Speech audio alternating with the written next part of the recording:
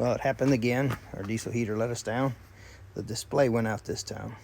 Starting to wonder about that thing. Although it is a game changer, isn't it? Yes, it is. It makes for a comfortable night, but probably still end up getting another one if we can't fix this one. But so you always need to go prepared, just in case it doesn't work.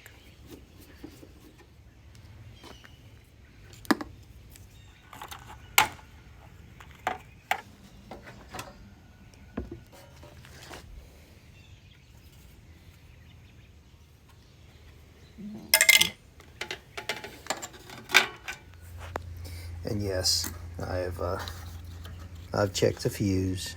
So my guess is this little controller box is what went out. Note, these things are easy to work with. Just one heater, fuel pump, tank, and the controller, and one fuse. So I'm out here working on the diesel heater, now really digging in, trying to figure out why it won't crank, why it won't get going. And I put my battery back on it so I can start following the wires. And I know I've got 12.5 volts to the battery. I plugged in the remote and checked it here, and I had no power. I decided to go ahead and start checking the wiring all through here. I knew that the fuse was good. And as I took it apart, I decided, well, check power where it first comes in. And I had none. And I was like, what? So here's where I'm at. I think the wires that I've been using, for some reason, there's a short or interruption in them, because I've got them hooked up to the battery here. And when I put my meter to them, there's no power. So I'll be darned if it isn't the stupid wires. It's not the heater at all. Once again, yes, the heater let me down, but it wasn't the heater. Oh man, like I said, love-hate relationship with this thing. The more I think about it, the more I love this heater. It works good, and now it's not even at fault. It's always something to do with battery or wiring. I am considering getting the adapter, so basically I can plug this in to an outlet. A lot of times we do a lot of boondocking, so I do want to fix my wiring, but I also camp where there is power, and I can definitely plug that in and get it working without any of the issues of batteries, or, well, I guess I could still have wiring issues.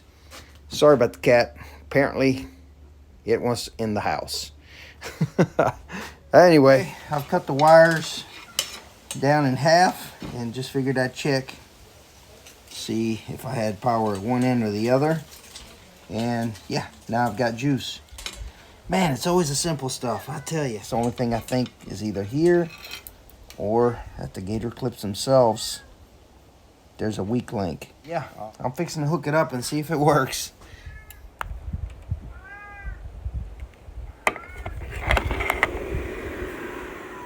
I'll be darned. We could have slept good and comfy. There's the infamous tick, which, if you're cold, is a beautiful sound. Now my next question now will be that new remote that I had bought with the knob, if it'll work. All right, we'll get back to y'all in a minute with the new controller. I bought this new controller when I thought this one was bad. Now I realized, well, it was the wiring. But I am curious, will this one work on this heater, even though they're not the same? The reason I bought this one, this was too fancy, too many things to break. Let's give it a try. Nothing's happening. Let's hold it down.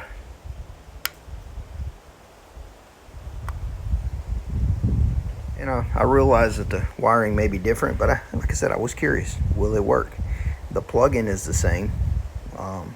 But nope, apparently you can't interchange controllers, not always. I'm sure there are situations. The few times it's let me down, and it's now for the second time, it's not the heater's fault. It's always been power issues. I would definitely recommend getting a AC/DC type converter. You want a 110 to 220 type voltage converter that has at least 10 amps.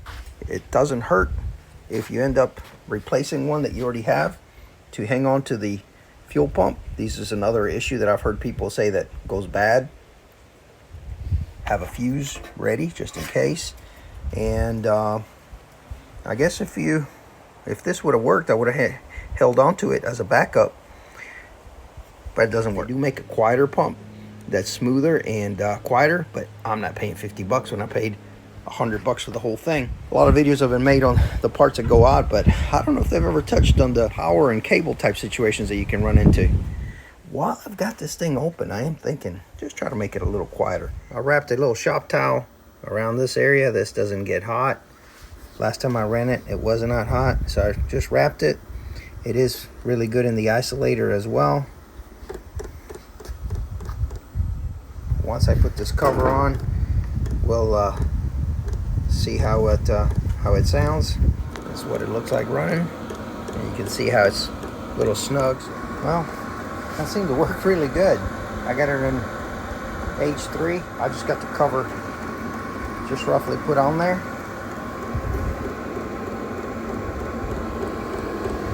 Yeah, if you get close to it, you can hear the knocking, but man, I'm only about a foot away here and I'm having a hard time hearing it.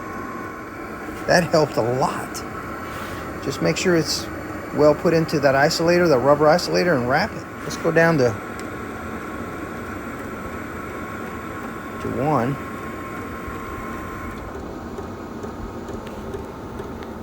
You can actually hear it on the lower setting.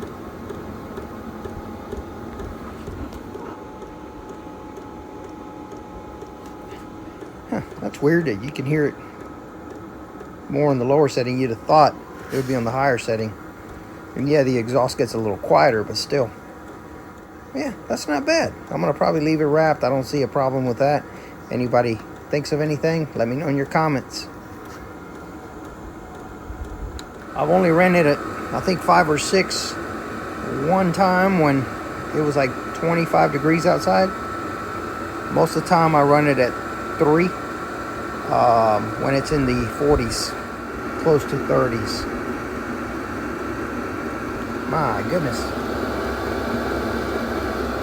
that's a lot quieter. I just wanted to add that as a bonus. It's all back together other than putting the panel. Now when I did put that wrap around the fuel pump, it did push the fuel tank over a little bit, and I do have to kind of finagle this to fit back in to the screws. It's gonna be snug. That is not bad at all. Hopefully this helps you improve the heater that you already have, or if you're thinking about it, go ahead and get you one. Now the newer ones actually have Bluetooth and all kind of little extra perks that this one does not, but essentially they all work the same. Some of those come with the converters already. Some of them even have elevation controls where they adjust themselves, but we don't ever go very high up in elevation. And what else? Oh yeah, some of the new ones you can actually adjust the timer so that you can leave them plugged in, and at, you know, let's say 8 o'clock, 9 o'clock at night, it automatically comes on. You don't have to worry with it. Nice perks. So I may have this one as backup, and I may get me a new one. But I'm just glad we got this thing going.